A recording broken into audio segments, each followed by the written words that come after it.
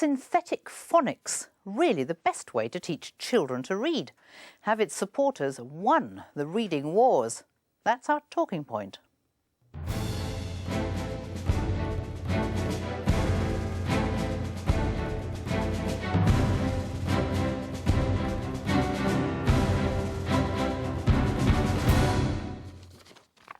Hello and welcome to Talking Point. Once phonics was a dirty word, but not anymore, particularly in its synthetic form. Politicians see it as the way to raise literacy standards. The Education Secretary, Ruth Kelly, says it should be taught fast and first. David Cameron says we need concrete action to enforce the use of synthetic phonics. But some teachers say it puts children off reading, and starting formal education too soon damages them. At stake is how the next generation will learn to read. Saber Malik reports. You may think that teaching a child how to read should be as straightforward as ABC, but in fact the whole issue of which reading method to use and how successful it is has become rather mixed up. Amongst educationalists, politicians, parents and employers, the consensus that the ability to read was the key to achievement led to literacy being put firmly on the educational and political agenda. The National Literacy Strategy was introduced in 1998, and in recent years the Department of Education has attributed improvements in reading to the strategy.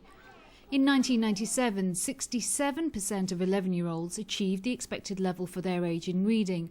The latest figures claim that this now stands at 84%. But critics say that this figure is still not acceptable. It needs to be higher. They point towards phonics as the solution, but it's certainly not a new solution. In the 1960s, phonics was used as the main method of teaching. In the 1970s, the system fell out of favour and was replaced by other methods. In the 1990s, phonics made a comeback, but in conjunction with other practices. Into the 21st century, the debate has moved on again. The questions now being asked are how much time should be dedicated to phonics and what kind of phonics, analytic or synthetic. So what is the difference between analytic and synthetic phonics? Well, in a nutshell, in analytic phonics, children are taught to break down words into their constituent parts. So the word street becomes str, eat. Compare this to synthetic phonics, where children are taught individual sounds which they then blend. So the word street is s, t, r, e, t. At the request of the government, Jim Rose, a former Ofsted director, has undertaken a review of reading strategies. His interim report, published in December last year, came down in favour of synthetic phonics. The most important thing is to teach phonics thoroughly, systematically on a regular basis, and that's really what synthetic phonics gives the edge over if you're looking at the whole range of possibilities for teaching phonics. And it's synthetic phonics under the commercial programme of Jolly Phonics that is taught at the Riverview School in Surrey, and in line with the Rose Report's recommendations that the teaching of phonics should be introduced by the age of 5, that method is being used for younger children. Lollipop, good. Can I hear you do it on your own? Because Jolly Phonics is such an active, enjoyable scheme, we can actually start in nursery, and we use it with all the songs and the actions and drama and props, and so we found that from the second term of nursery we can introduce children to the sounds. But others feel that synthetic phonics is too prescriptive and puts children off reading. They are really reading in rather a robotic way, and we really want children to enjoy reading and to become readers, lifelong readers. Our view is that there shouldn't be one way of teaching children to read. Children's learning styles are different, their needs are different. Supporters of phonics claim that its benefits can be seen amongst pupils of all abilities, not just the most literate. On the whole, the bottom group comes more into the average, and it enables the boys to do as well as the girls, children in poor areas to do as well as other children who are in not such impoverished areas, children who haven't got English, even children with special needs, autistic and so on. They learn much more easily this way. There is some ambiguity as to whether the interim Rose report recommends the use of phonics exclusively or with supplementary methods. It says that although phonic work is an essential part, it is not the whole picture of reading, that it should be set within a broad and rich language curriculum. For some, a 7-year study carried out in Clackmannanshire in Scotland is proof that synthetic phonics is indeed the holy grail of reading. The study claimed that children taught this way were 7 months ahead of their peers by the end of their second year and 3 years ahead by the age of 11. But these findings are disputed. Now it's 4 letters. The Clackmannanshire report was a very, very small-scale report. They did it over a long period of time, but they didn't even have a control group because they started to think, oh, this is a jolly good idea, so they switched everybody to doing it. That's the first thing that went wrong there. The second thing was that they actually mixed and matched their methods. Even though they say it's synthetic phonics, they use things like, a lot of the schools use the Oxford Reading Scheme, and that relies quite heavily on analytic phonics. The idea that somehow or other we found the solution seems to me very implausible. I mean, it's something that politicians like, but it's not something that actually is, you know, there's no evidence base for it at all. Well, I get the impression really that people like Ruth Kelly, Lord Adonis, David Cameron, David Willits, me, we're all in favour of what works, and the evidence shows that this works. And I don't think it's become a party political football if both the Labour and Conservatives are in favour of this. And I'd like to see ideology taken out of education policy and replaced with what works. And we'll soon see what works for Jim Rose when he publishes his final report. It seems unlikely that his conclusion will be the final word in the debate on phonics. Zeba Malik reporting. Well, let's meet our practitioners. Dr. Dominique Wise, you lecture in early years of primary education at the University of Cambridge. Now, given that figure that we saw, that almost 20% of children leave primary school with inadequate literacy skills, do you see teaching synthetic phonics fast and first as addressing that failure? Not really on its own, no. I mean, I think it's one very important part of learning to read. Nobody doubts that. But the danger is with this debate, we will enter into an imbalance and we'll have far too much phonics, and that's my real worry. And the research picture is quite clear that phonics has a necessary and important part to play, but it's limited, and there are lots of areas that phonics is not particularly helpful in. That's a good start. Ruth Miskin, you've taught reading for many years, and in fact you devised your own synthetic phonics programme. Why have you concentrated on that one technique? I haven't just focused on that one technique, but I have focused on that one technique so that we get all of our children reading very early, but it is there to serve one purpose alone, as you're saying, and that's to get the children decoding text really early, really efficiently, so that then they can put all their energies into comprehending what they're reading and get so much more fun out of their reading more quickly, so more effectively. Decoding comes first by your system? Decoding comes first to work out what words are, but actually to enjoy books, to enjoy literature, children are also listening to lots of stories, learning poems off by heart. So I don't want this debate to be, oh, it's either you listen to lots of good stories or you learn to read.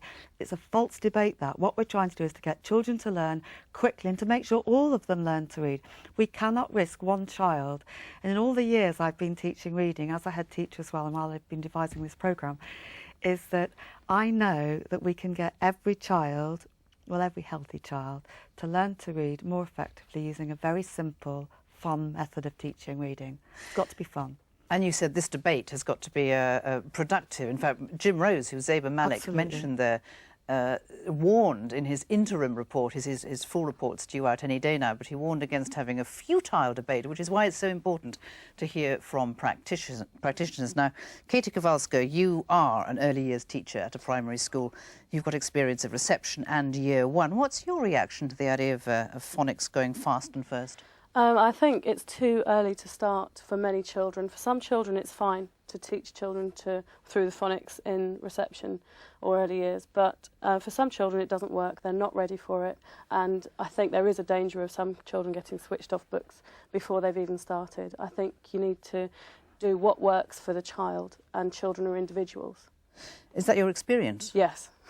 Well, let's hear from another practitioner, Debbie Hepplewhite. You're also a teacher in a primary school. You're currently manager of a special needs unit, but you also have experience of reception years.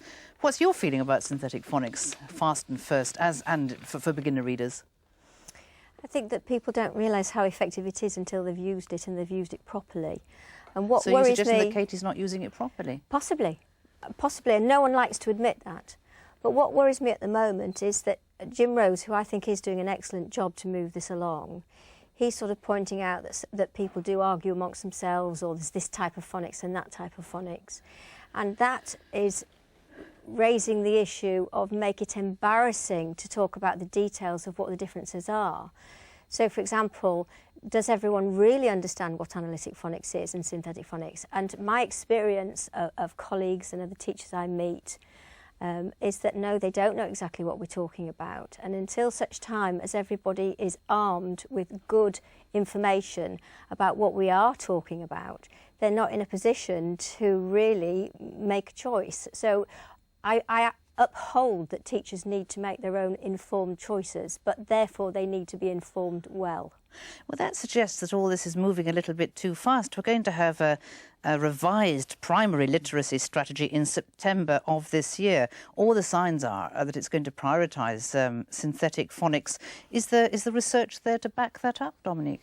No, not really. And I think it is moving far too quickly. In fact, I think the interim Rose report, frankly, shouldn't have been advocating synthetic phonics. And I think there's a potentially very damaging impact from that if the final report confirms what the interim report said. The research is very clear. It does make a distinction between analytic and synthetic phonics, and there's absolutely no difference in the effect sizes for those different methods. In fact, all phonics instruction that's been measured in proper studies has shown to have an impact, but on word decoding and word attack skills in particular. Where it's not good is in terms of comprehension. So Jim Rose is not actually reflecting the research picture properly. And in fact, the DFES has just released a funded piece of research that's looked at the difference between analytic and synthetic phonics and has looked at the question of phonics and has concluded that there is no difference statistically between the different methods. But the Rose report, of course, is going to advocate that we have more synthetic phonics. Ruth Miskin. The key point there, though, is that what is the difference between synthetic and analytic phonics? That the issue that's coming out with Jim Rose is what is effective phonics. Now, if you don't teach phonics, if you don't teach systematic, intensive phonics, what are you going to teach instead of that, Dominic? Yeah, well, I'm not advocating that you don't teach phonics, am I? So what I'm advocating is that we actually have an appropriate approach to phonics based on research, not one that's led by politicians and political groups. Debbie will come in on the research, but can I just say that the key point that you made there that I really agree with is that phonics is only there to work out what a word is. It does not even attempt to try and work out what does this word mean. So my children, say when I was working in Tower Hamlets and all my children were learning English as their second language, they would work out the word. Say the word was adversity, they'd come across it and they'd go adversity, adversity. And that they'd say, what is adversity? And I'd say, well, actually, adversity, we say adversity. And then I would tell them what it means. The key thing here is that my children could say, what does this word mean? Because they could read the word. Children who can't read don't even know the word exists in the first place to actually ask what the word means. And all the work that Stanovich has done is to say that children's vocabulary growth comes through learning to read from whatever background you come from.